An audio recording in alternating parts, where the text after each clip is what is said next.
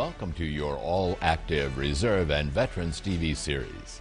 This information education show has three goals: tell who military veterans are, share about all organizations, auxiliaries, their programs and officers at all levels, and tell about memorials in all the cities we serve in this network. The VA system, state and county officers, hospitals and state homes are also featured. Please do check out our websites. Share your program ideas and concerns via the contact information on the show. We open each month's show with a patriotic theme.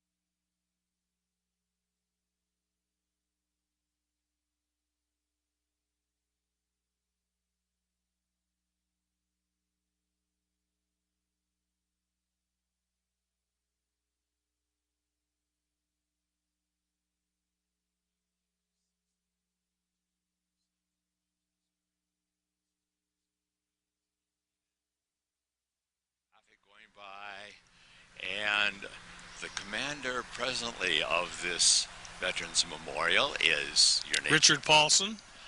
And how long ago was this memorial planned? We broke ground for this memorial in May of 2006. How long ago was it planned? Well, it was maybe planned a few months before that, but that would be about it.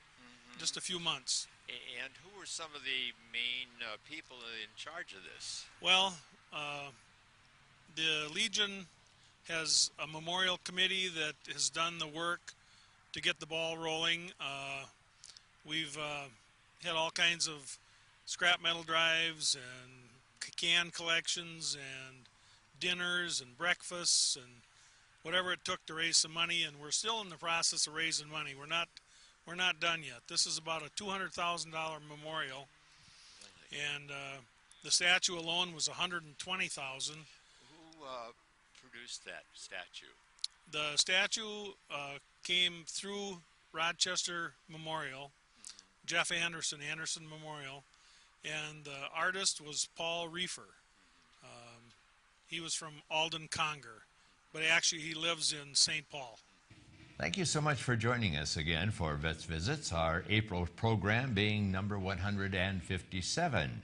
And this is the beginning of another year for Vets Visits, our 13th year. And we're starting off with our guest co-host, Neil. Yeah, Neil Doyle, back again with Homestead County Veteran Services. Okay, and let's look first of all at some dates in history, beginning with April 1st being, of course, April Fool's Day, but it is part of Holy Week, which began with Palm Sunday, of course, remembering when Jesus came into the Holy City for the last week of his life, and then Maundy Thursday the 1st, and then Friday is Good Friday, of course, and then following that is the Sunday and Easter Monday. But we want to recognize, of course, that this is, of course, I brought along my little friends here. Are they straight? Yes, there he is. How about that, Neil? Looks good, Jay. Okay. Well, then we want to remember that the 6th of April, 1917, the U.S. entered World War I, and the 21st of April is Administrative Assistance Day, and you're going to remember Karen, right? Sure, absolutely. Okay, Karen is our right-hand person when it comes to many things with vets Gives visits. us a lot of help. And spring begins the 20th. It's a Saturday. Oh, is there something? Okay, yeah, spring. Spring has sprung, the grass is risen. I wonder where my blanket is. Okay. Well, Neil, what have we got for our first feature? Well, Jerry, each year American Legion national commanders begin touring the United States of most of the states in October. Jerry again was present at one of the 12 Minnesota stops in February when Commander Larry White, with his aides and Minnesota officers, were on tour. Minnesota Commander Al Davis makes the introduction. Okay, my name is Al Davis. I'm the state commander of the American Legion, and we are currently on about a 12-city tour with the national commander, who is from Florida, and I would like to introduce our national commander, Clarence Hill. Thank you, Al. It's a pleasure to be here. We had a very delicious dinner. It was different than any dinner I've had thus far, and they outdid themselves. It was a real class act here. The Windsor pork chops are top line. Windsor pork chops. Swear by them from now on. About, an inch thick. Really good cut. Could you give us a kind of a summary of your talk to the troops here this evening? Well, I always start out with thanking them for what they do. The American Legion's reputation is formed by our posts. They say politics is local. Well, the American Legion is local. We have over 14,000 American Legion posts, and that's how many reputations we have, because the communities don't know there's anything above the post. They know they got a post in their community. They know what that post does or what they hear that post does. So that's our reputation, and that's what we need when we lobby. We need the post. It's a grassroots, issues-driven organization. We don't endorse candidates. We don't get involved with political parties. We get involved with issues, and we need the grassroots to express their opinion first, that we have something to build on. So when we visit Congress, they already have heard from their constituents, and we're just amplifying the message that the constituents give them. The other points that I made dealt with membership. I have a 3-year thrust to my 2 years as a candidate and my year as a commander to get the American Legion to embrace the internet, to get involved in the blogs, and to have a presence on the social networks. I firmly believe that we need a presence at the national, the state, the district, the post, and the individual level, and that's how we're going to reach people. That doesn't mean we don't do our hand-to-hand, face-to-face, and personal things that we do. That just means something else to add to the arsenal. Those social networks are out there, and there's a lot of people that spend a lot of time on social networks. And I believe if we put out the kinds of things the American Legion does on a routine basis and people see that, they'll get interested and they'll contact us, and we can establish a dialogue and work on membership after we've established a dialogue. Our motto is veterans serving veterans. We believe that you can still serve once you take the uniform off. And so we're here to serve our communities, to serve our veterans, and to serve our children and youth. We have our 4 pillars, and that's been our basis since 1919. Now, sir, would you like to give us a little bit of your background as far as a service connected, and where are you from, and things of that nature? I was born and raised in Martins Ferry, Ohio, which is on the river across from Wheeling, West Virginia. I went to Buckeye Boys State when I was in high school. That was my first exposure to the American Legion. I left high school, went to the Naval Academy, and commissioned in 1972. And I served 19 of the next 24 years on sea duty. I was at Coastal River Squadron and had riverine boats and a PTF for a year, and was on 5 different ships, commanded the last one. Was on 2 staffs, Cruiser Destroyer Group staff in Florida and 6th Fleet in Gaeta, Italy. Commanded a Naval Communications Station, United Kingdom, in Thurso, Scotland for 3 years, and guided missile frigate USS McInerney for 2 years. I took command pierside in Bahrain a week before the ground war during Desert Storm. and was in the Gulf until late June. Retired in 1996 as a captain, and I joined the American Legion in 1983, and so I have 27 years in the American Legion. Retired in 96 as a captain, and I live in Jacksonville, Florida now. And we are hoping to get into Naples, Florida one of these days. If you know of any other communities that would accept us on their cable access, we'd be glad to share our 21-state network with another state like Florida. Sure. Well, Naples, Florida has a very active American Legion, so they might be able to help you. Well, that'd be fantastic. We're basically waiting for the station to change its equipment to accept the show. Oh, okay. But we're looking forward to serving down there soon. Thank you so much for sharing with our listening audience, viewing audience. Well, it's a pleasure. It's a pleasure to be here.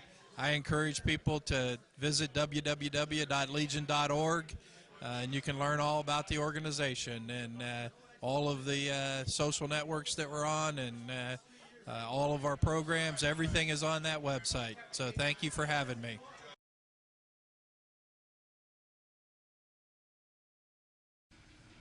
The Pentagon has committed to pay bonuses, also referred to as post-deployment mobilization respite absence, to 2,500 Minnesota National Guard soldiers who are still owed them after an extra long deployment to Iraq several years ago. Military officials told members of Minnesota's congressional delegation that the Pentagon closed a loophole that hung up payments of about $10 million in bonuses to soldiers of the Minnesota Red Bull 34th Infantry Brigade. Those soldiers began a 22-month deployment in 2005 that kept them in Iraq for 16 months, the longest deployment for any infantry unit since World War II. In all, about 22,000 National Guard members nationwide may be eligible for the bonus pay, according to the office of U.S. Senator Amy Klobuchar. That will mean $59 million in bonuses to Guard members, with the $10 million chunk to Minnesota Red Bulls being the greatest. Before I introduce our next feature, here's a reminder that our first quarter online news was sent to the address of most military veterans organizations and county veteran service officers that are being served by the cable systems of our play cities in 21 states. Please do ask the mail receiver for your area if it has arrived online. And if it has to, please make reprints so that your membership can know what's happening with vets visits. And the same goes with the poster, which is included with the online. If it has not been received, please do send the address via one of the methods in our credits at the end of the program. Also, if you know of a city of 10,000 or more without vets visits, please help spread the word by getting in contact with me so that I can be in touch with the Play City cable director. Now on to our next feature. This is Minnesota Commander Al Davis, who's a Vietnam vet and who grew up with the American Legion. And he's going to tell us some of the projects that happen with commanders. Commander. Good evening. How are you? Good to have you here at Post 92 for a big membership dinner. Well, thank you. Well, let's identify you. Well, my name is Al Davis. I am the commander of the American Legion, state of Minnesota. And your office began in In July. July at our state convention, usually around the middle of July, our convention is held then, and I took office immediately at the close of the convention. And you live just north of the Twin Cities, I understand. I live in Princeton, which is about 50 miles northwest of the cities. Yes. Right. What is your background in the American Legion? Well, how about in your service period, first of all? Well, I was in the U.S. Navy for 3 years, from 1966 to 69 during the Vietnam era. I served on a destroyer in the Western Pacific. As a cook, or? No, I was a radioman. I was a little bit higher on the decks than the cooks, yeah. Right. and then you joined the American Legion in. I joined American Legion as soon as I was separated from service in '69 in my hometown of Baroon, Minnesota. My father was a veteran, belonged to the American Legion there, so of course I was more than happy to join him along with the rest of the members of the community there. So you are one of the heritage members. You could say that, yes. Yeah. I grew up, of course, enjoying many of the programs of the American Legion, understanding about the American Legion, because we as young children used to go to 4th of July celebrations and Memorial Days, so I did have an understanding of the organization by the time I did get out of the service. I understood what the organization was about. You know what was happening. Well, now, what are some of the programs that you are particularly concerned about? You have a Commander's Project for the year, I presume, too? I do have a Commander's Project. I'm raising money this year for the Veterans Homes, so we can fund unfunded needs at the Veterans Homes. There are many times when, for example, the Twins will give veterans tickets to go to a Twins game, or some of the other minor league clubs like down here. You have the Honkers down here in Rochester. There are minor league ball clubs such as that up in Fargo and up in Duluth, and they will be more than happy to give the veterans at the Veterans Homes their tickets. However, they don't have any way to any funds to get there, so if they don't have someone to donate money to pay for gas and pay for maybe some food there, the veterans can't enjoy that. So it's a way to fund these unfunded needs, also transportation needs, and also other things where they can get veterans things that the state or the homes can't afford to fund for them. I'm going to put you in a spot here. Were you able to get to the pheasant dinner up at the Minneapolis VA or one of the other hospital locations? I did make the one down in Laverne. I didn't make any of the other pheasant dinner. I do still work for a living, so getting away during the day is difficult for me, yes. For our non-Minnesota listeners or viewers, this is a regular yearly program. It's been going on for a number of years, and I'm sure other states have programs similar to this that take care of special dinner events.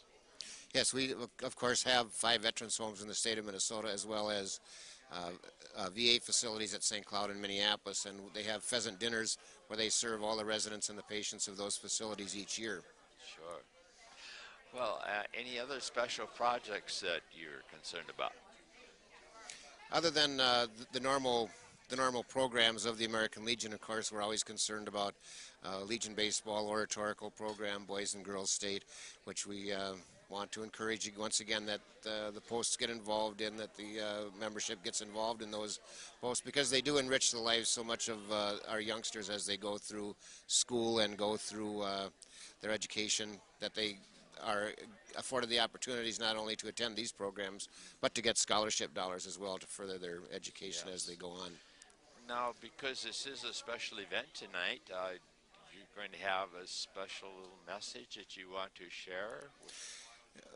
The message tonight will typically be about Veterans Day. Around this time of the year, we talk about veterans and what veterans have meant to the nation, and how they have preserved our freedoms and allowed us to be able to come together on an evening like tonight. It's very important. Well, we thank you very much, and we're just going to take a little swing around here in the post home of Post 92 here in Rochester, as they get ready for their special event. And I see Madam President is there arranging chairs and things of that nature. Thank you so much, Mr. Al Davis, for sharing with us on Vets Visits on TV. You're welcome, and nice to see you again. Neil, have you and Brad ever worked at a county or state fair? Yes, both Brad and I have worked at both state and county. When we were both employed with the Minnesota Department of Veterans Affairs, we had opportunities to work in the Minnesota State Fair.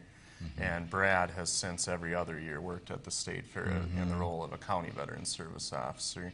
And last year was the first opportunity we had to work the Olmsted County Fair. Great.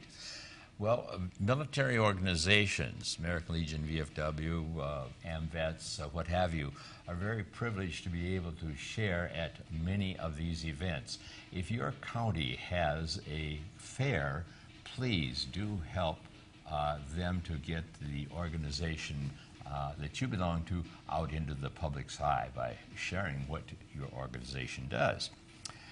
At the Minnesota State Fair building, over 6 veterans displays were taped last fall in September. Then 2 of several county veteran service officers who shared with our viewers last year gave an interview with me, and we would like to introduce these 2 Air Force veterans, Jim Parker and Deborah Lapperty, who serve in Northwest and Northeast Minnesota.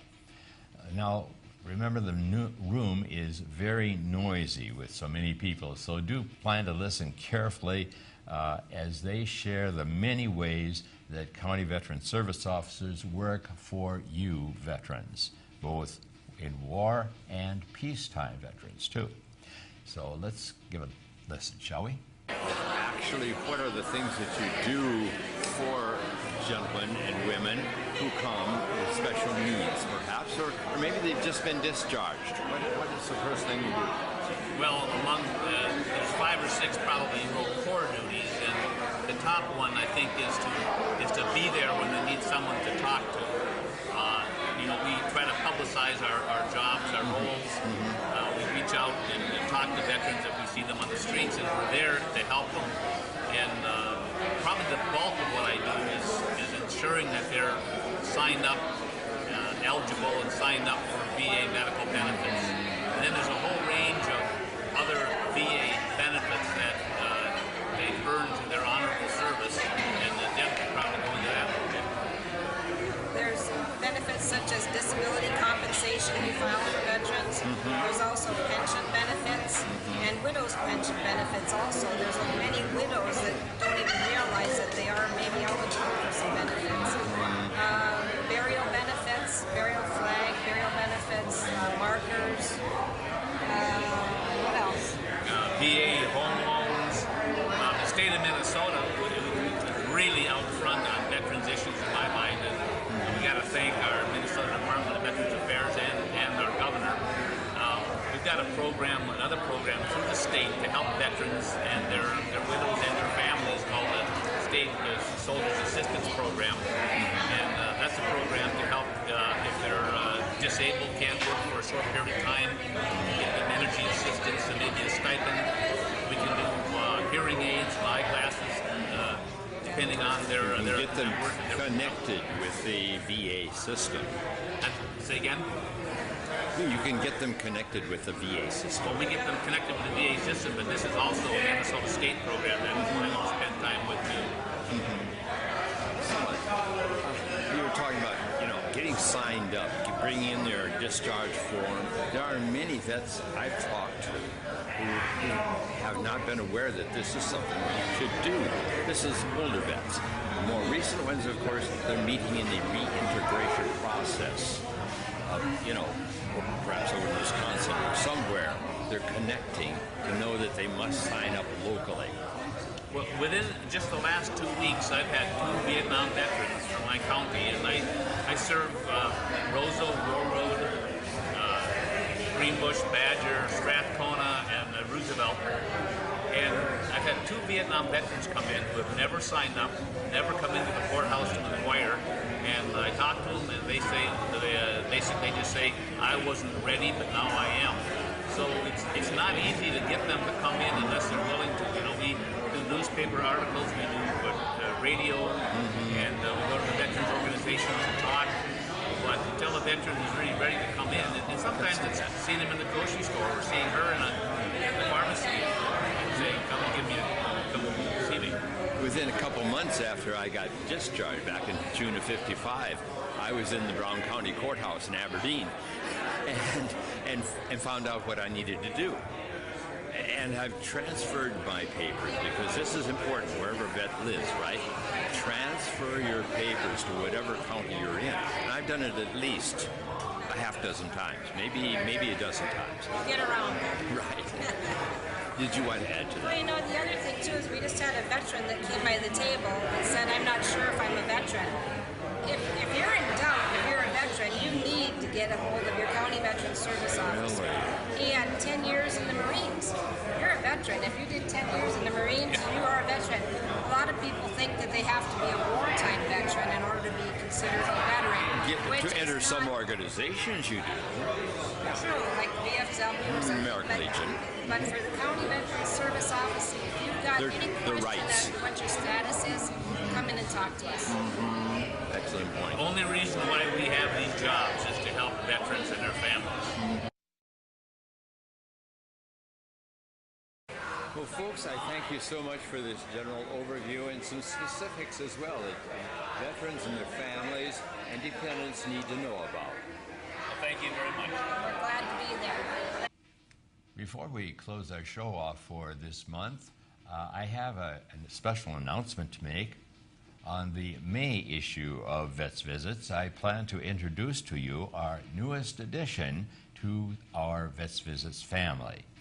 So tell your friends to tune in, and your veteran friends especially, to look for our new camera, a camcord that has been made possible by many fine contributors. So thank you so much. Good to see you again today. Good to see you, Jerry. This month.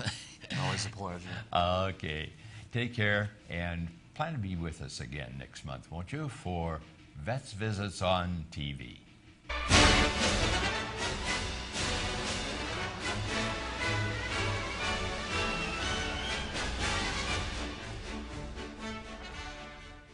Thank you for joining us for this month's show.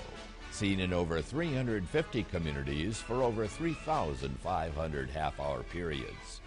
Our websites have additional information about the show and are updated bi-monthly.